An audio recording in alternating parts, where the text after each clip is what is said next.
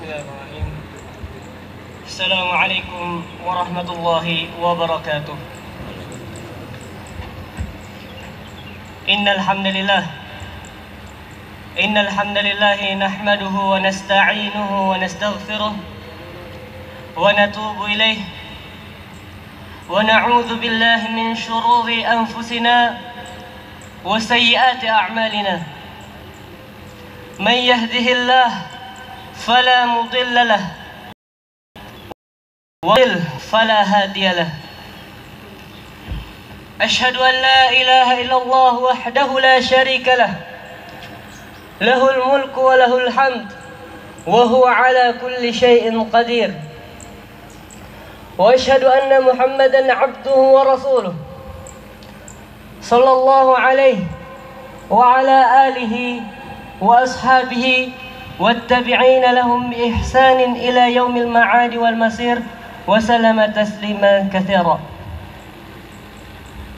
يا أيها الذين آمنوا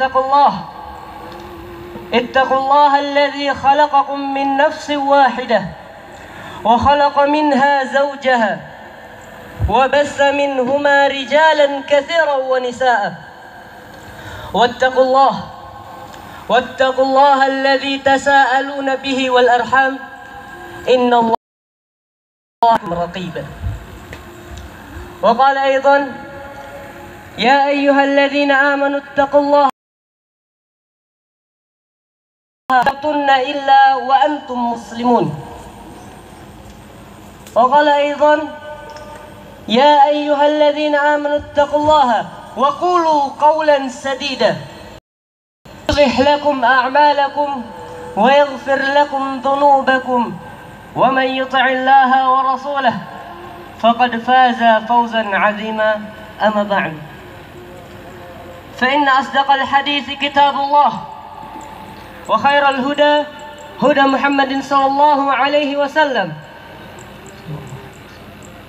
وشر الأمور محدثاتها وكل محدثة في الدين بدعة وكل بدعة ضلالة وكل ضلالة في النار. أما بعد الله أكبر الله أكبر الله أكبر ولله الحمد. الله أكبر الله أكبر الله أكبر ولله الحمد. Ma'asyiral muslimin, sidang jamaah salat Idul Adha rahimani wa rahimakumullah. Hari ini adalah hari kebahagiaan seluruh kaum muslimin di seluruh penjuru dunia. Hari lebaran dan hari berduka cita.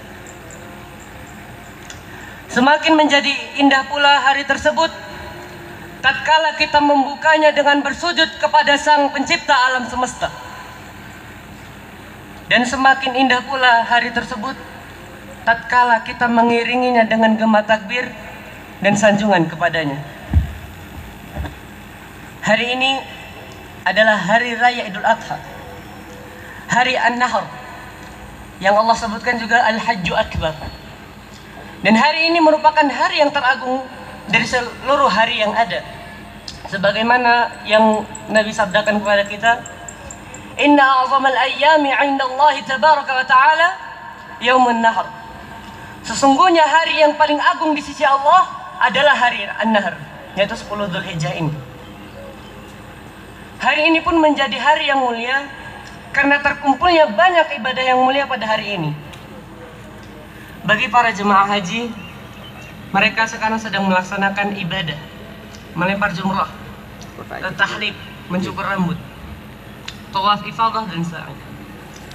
Adapun bagi mereka yang tak mampu atau belum bisa berhaji sekarang, maka mereka melaksanakan sholat Idul Adha dan sebagian mereka lagi menyembelih al-udhiyah. Hari yang kita lalui setiap tahunnya ini selalu mengingatkan kita pada suatu pengorbanan yang sangat hebat, pengorbanan yang dibawakan oleh ayah dan anaknya, yaitu Nabi Ibrahim alaihissalam dan Nabi Ismail alaihissalam. pengorbanan yang merupakan bentuk ketundukan yang sangat luar biasa kepada Allah Subhanahu wa taala. Dan kisah mereka berdua ini Allah abadikan dalam Al-Quran. Tatkala Nabi Ibrahim alaihi salam tegak mendakwakan tauhid kepada kaumnya, beliau dimusuhi oleh seluruh kaumnya, termasuk ayah yang beliau cintai tatkala itu.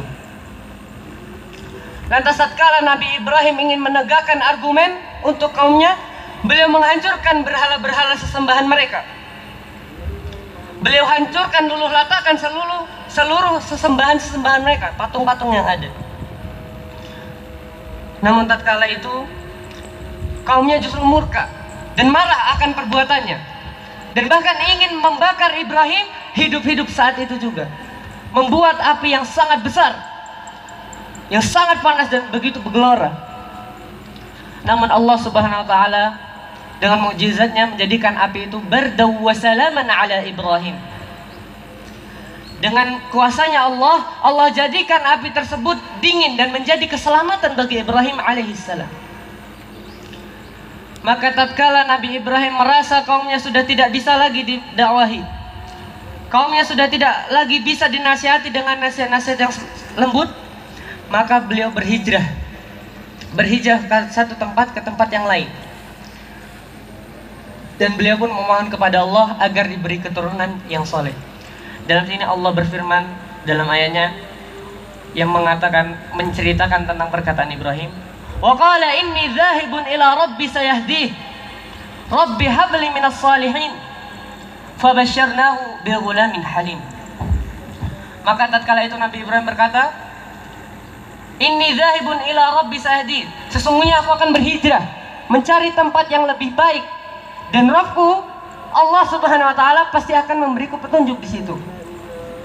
Kemudian beliau berdoa kepada Allah, Rabbi habli minas salihin. Wahai Tuhanku, berikanlah kepadaku, anugerahkanlah kepadaku anak yang soleh. Kemudian Allah jawab doanya, fabasyarnahu bi ghulamin halim. Maka kami berikan ia kabar gembira berupa anak yang begitu amat penyabar. Dan Allah Subhanahu wa taala menggantikan pengorbanan beliau yang sangat baik ini, digantikan dengan keturunan yang menjadikan pelipur lara, menjadi teman di kala sepi.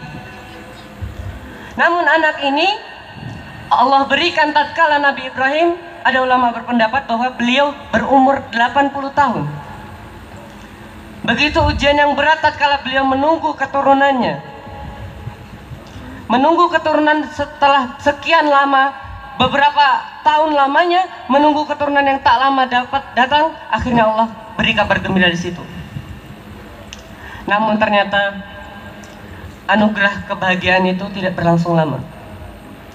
Allah Subhanahu wa taala menguji Nabi Ibrahim tatkala sang anak yaitu Ismail alaihissalam menginjak umur remaja, menginjak umur di mana tatkala itu ayah berada di puncak kecintaan pada anaknya.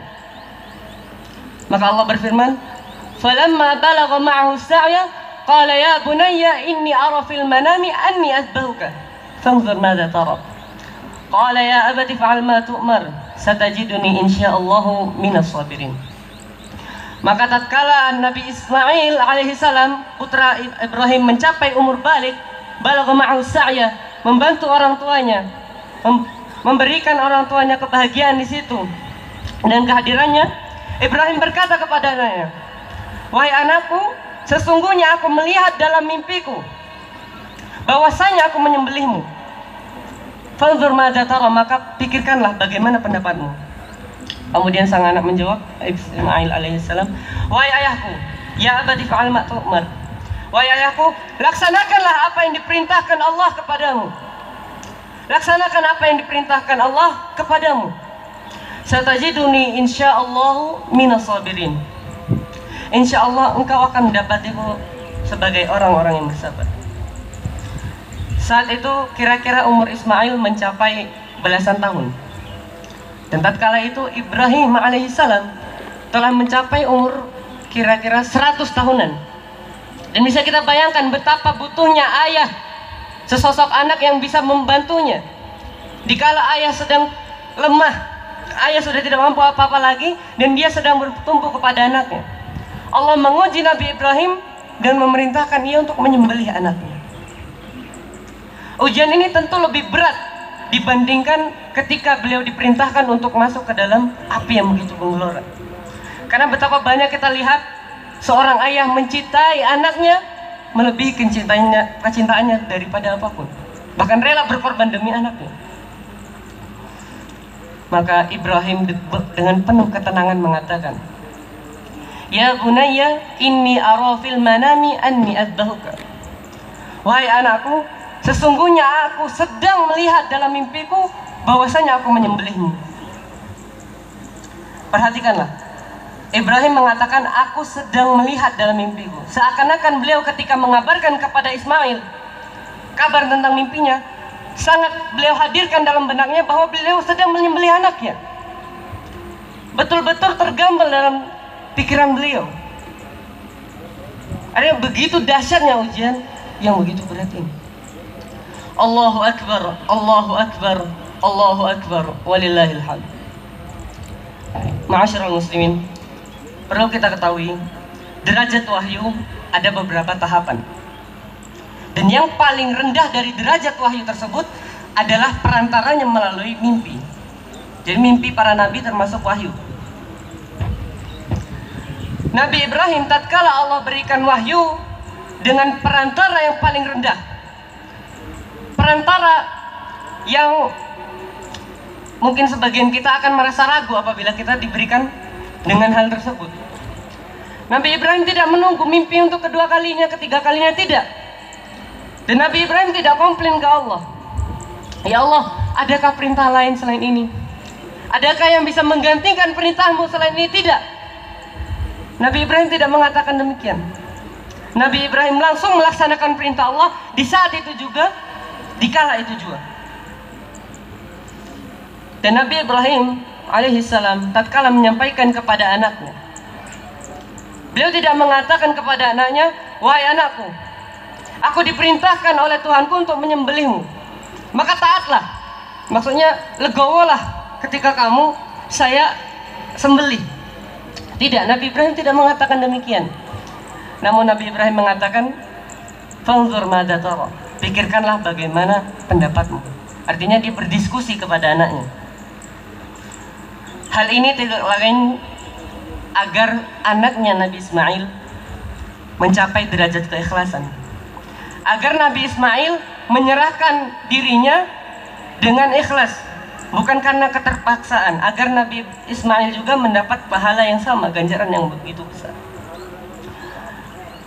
Dan ternyata sang anak tidak kalah beriman dengan ayahnya. Beliau kontan mengatakan pada saat itu juga, "Ya abati fa'al ma tu'mar." Wahai ayahku, laksanakan apa yang Tuhan perintahkan atasmu. Masya Allah. Beliau tidak, "Aduh, jangan deh, aduh, enggak deh." Beliau langsung kata, "Ya abati fa'al ma tu'mar." Karena ini Allah yang perintahkan, if'al ma tu'mar. Laksanakan apa yang diperintahkan Allah kepadamu. Satajiduni insyaallahu minas sabirin. Insyaallah engkau akan mendapatiku sebagai orang-orang yang bersabar. Allahu Akbar, Allahu Akbar, Allahu Akbar, walillahil hamd. Sungguh menunjukkan iman sang ayah dan juga iman sang anak. Allah menguji Ibrahim dengan ujian yang sangat berat. Karena beliau, Ibrahim alaihissalam, telah mendapat predikat yang begitu spesial dari Allah SWT, yaitu Khalilur Rahman, kekasih Allah. Tingkatan kecintaan dalam bahasa Arab itu banyak. Cinta itu digolongkan dari banyak golongan. Artinya ada tingkatan menengah, bawah, ke atas itu ada. Dan Khalil, arti Khalil ini merupakan tingkatan paling atas. Kecintaan yang melebihi segala kecintaan. Artinya mencapai derajat yang paling atas Nabi Ibrahim ini. Maka Allah Subhanahu wa ta'ala menguji dia dengan apa yang dia cintai pula. Anaknya Ismail alaihissalam. Sungguh betapa seringnya hamba-hamba Allah kita diuji dengan dunia kita. entah dengan istri kita, dengan mobil, dengan rumah dan lain sebagainya, untuk menunjukkan betapa ketundukan kita kepada Allah, betapa ketundukan kita kepada perintahnya. Allahu Akbar, Allahu Akbar, Allahu Akbar, walillahil hamd. Ma'asyiral muslimin, lantas bagaimana proses penyembelihan Nabi Ismail alaihi salam? Allah Subhanahu wa taala berfirman, "Falamma aslama wa tallahu lil jabin." Maka tatkala keduanya telah berserah diri, Ibrahim dan Ismail, dan Ibrahim membaringkan anaknya di atas pelipisnya, nyatalah kesabaran keduanya. Ya, Allah memuji keduanya dengan mengatakan keduanya telah berserah diri. Dan itulah hakikat dari Islam, tunduk dan patuh secara keseluruhan pada perintah Allah Subhanahu wa taala.